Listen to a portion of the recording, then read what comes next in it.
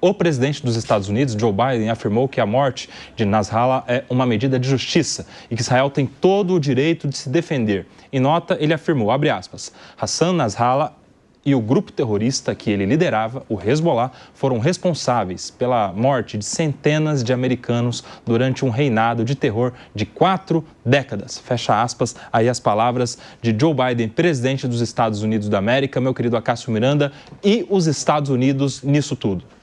A gente tem que acrescentar duas perspectivas aí, pensando nos Estados Unidos. Primeiro, quando a gente olha para o papel dos Estados Unidos, especialmente o Belucci bem citou, a parceria Estados Unidos-Israel, ela é histórica e os Estados Unidos, com menos intensidade neste momento, porque foi tema de campanha, contribui com Israel e continuará contribuindo. Israel, para além de ser a única democracia ali no Oriente Médio, ela é o principal parceiro dos Estados Unidos na região. Então, os Estados Unidos, usando um termo popular, jamais deixarão Israel na mão. Mas há uma segunda perspectiva, que é a perspectiva eleitoral norte-americana.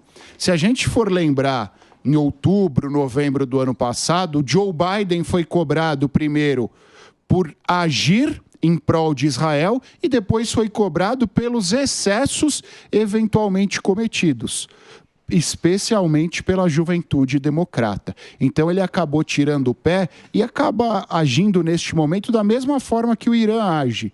Você age sem mostrar que está agindo, sem mostrar as suas mãos. Agora, a depender do eleito nos Estados Unidos em novembro desse ano, sendo Kamala ou sendo Trump, essas circunstâncias podem mudar. E por incrível que pareça, se vocês olharem essa semana, o Donald Trump deu uma declaração pacifista, dizendo que acabaria em sendo eleito com a guerra da Ucrânia e com a guerra no Oriente Médio. Não me parece ser este o posicionamento da Kamala. A Kamala adotará, mais ou menos no mesmo sentido que faz Joe Biden hoje, uma certa neutralidade. Ou talvez neutralidade não seja o termo correto, um certo distanciamento. Eu contribuo, mas não dou a cara efetivamente. Meu querido Diogo da Luz, e isso agora acontecendo entre Israel e o Hezbollah, a possibilidade até de um revide contra o Estado de Israel ainda maior, isso pode impactar nas eleições americanas, porque isso era assunto de campanha aí nas últimas semanas. O Donald Trump assegurava que se fosse ele o presidente dos Estados Unidos, não tinha tido esse tanto de conflito mundialmente falando. Não teria tido a invasão da Rússia na Ucrânia, não teria tido também aquele conflito do Hamas contra Israel, aquele ataque terrorista contra Israel, porque, segundo Donald Trump, os Estados Unidos devem ser o guardião do mundo e isso tudo só aconteceu porque eles viram fraqueza no presidente Joe Biden. Você acha que esses assuntos vão tomar as pautas eleitorais nos Estados Unidos da América com possibilidade de impacto no resultado? E aí? Sinceramente, Kobayashi, eu acho que o presidente dos Estados Unidos não muda tanto assim as relações, nem mesmo nas relações internacionais, que é onde ele mais poderia atuar. Porque os Estados Unidos são um país muito sólido, muito democrático, são 50 estados, quase como se fossem pequenos países, que não dão tamanha autonomia ao presidente assim. E não tenho dúvida que todos os militares, todo o Departamento de Defesa lá já tem os caminhos muito bem decididos para trazerem ao presidente quase que a decisão pronta. E eu me pergunto, o que faria de tão facilmente o Trump para acabar com 2 guerras? Ele pegaria o telefone e ligaria, olha, crianças, parem de brigar? Logicamente que não é assim tão simples, não. E ameaça colocar o exército americano, uai. Não, o exército americano já está lá fazendo uma pressão muito grande. Agora, os Estados Unidos entrarem diretamente numa guerra, nenhum presidente vai fazer, a não ser numa situação extrema, porque isso vai se depor muito contra o próprio presidente, que os americanos não querem ver os seus soldados serem mortos, mesmo que em pequena quantidade. Então não vejo isso.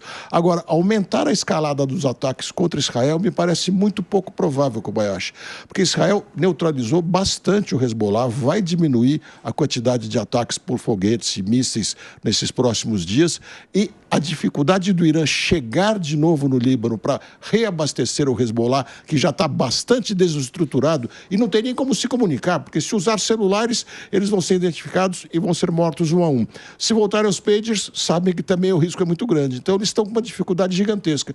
E sabe que até o espaço aéreo do Líbano está sendo monitorado por Israel, que já disse que nenhum avião vindo do Irã poderá pousar no Líbano. E já fez aviões arremeterem e voltarem para o Irã, porque vinham chegando. Ele entrou na frequência do controle de aproximação do aeroporto de Beirute e disse: se você insistir no pouso, será derrubado. E ele realmente voltou. E o próprio Líbano, nessa hora, entrou e disse: não, volte para o Irã, não venha para cá, não. Portanto, eu vejo que o Líbano também não vai criar dificuldades para Israel e espero que essa guerra sossegue em coisa de 1 ou 2 meses. Fala, Pacheco.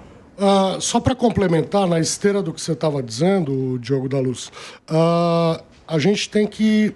a gente aprende com a história. A história recente, os Estados Unidos e a Inglaterra, do Tony Blair, entraram pesadamente no Iraque a pretexto de que o Saddam Hussein possuía armas químicas, etc., e nada disso se comprovou. Ao contrário, o Saddam Hussein não tinha armas químicas no território. E muitos americanos morreram. Muitos americanos morreram nessa guerra.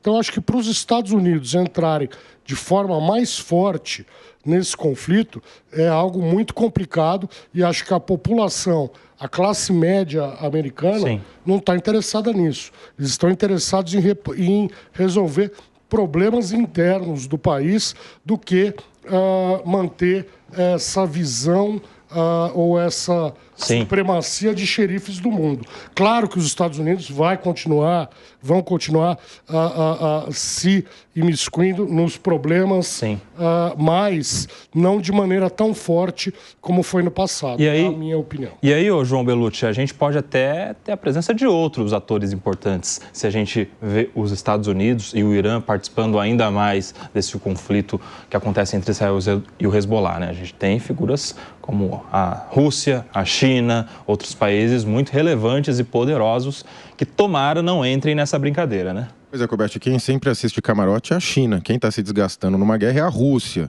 é Israel. E a China sempre assistindo de camarote, sempre bastante estratégica, provavelmente é quem mais está se beneficiando e vendendo para todos os lados. Agora, com relação ao que o Pacheco mencionou, eu vejo que os Estados Unidos não teria errado tanto assim ao tirar o Saddam Hussein, também ir intervir no Afeganistão. Os motivos são questionáveis. O ponto foi a saída, que foi muito ruim. Ele tirou o ditador ali no Afeganistão, estava lutando aquela guerra contra o Bin Laden, a turma nas montanhas. Só que depois a saída, que foi muito precipitada, a própria saída do Afeganistão, foi o Joe Biden que saiu. A gente tem aquela cena das pessoas correndo até o avião, porque ele tirou o grupo terrorista, largou tudo lá, as armas e saiu. Ou seja, você trocou... Até me fugiu o nome do grupo terrorista, que foi o do atentado do 11 de setembro. Qual que era? O Talibã. Talibã trocou o Talibã pelo Talibã. Foi isso que os americanos reclamaram. Você ficou lá anos, gastou 1 trilhão e trocou o Talibã pelo Talibã. Mas eu vejo com muita... Não vejo com tanta... Assim, com a China entrando na guerra, eu vejo talvez mais o Irã e a pressão aumentando sobre o Irã. Como já foi colocado, o Irã tá na mira. Todo mundo sabe que é o Irã que financia esses grupos, que está por trás, que o objetivo é destruir Israel. E Israel precisa demonstrar força. Desde a formação de Israel, Israel precisou vencer guerras, demonstrar força e falar: vocês não vão me tirar daqui, eu luto pela minha sobrevivência. E mais uma vez isso Israel está fazendo, que os seus inimigos querem acabá-lo e vem com aquela história do rio ao mar, que se fosse do rio ao mar, extinguiria Israel da face da terra.